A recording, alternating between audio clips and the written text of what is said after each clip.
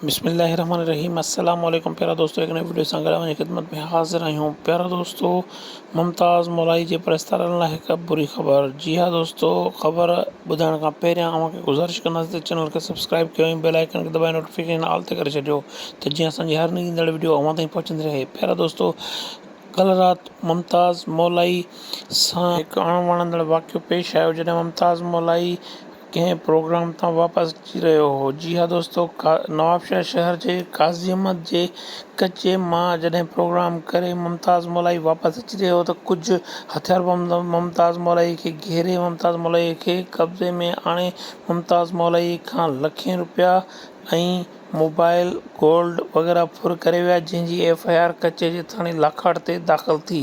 Mumtaz मौलाई SSP Nawabshah ऐं अमलदारनि खां घुर कई आहे त मूंखे मुंहिंजो सामान वापसि ॾियारियो वञे ऐं इहा FIR ॻुझी रखी वञे त जीअं मुंहिंजी ख़ुआरी न थिए। मुमताज़ मौलाई सां जॾहिं सिक्योरिटी गार्ड मौजूदु हुआ त मुमताज़ मौलाई सां अहिड़ो वाक़ियो कीअं पेश आयो।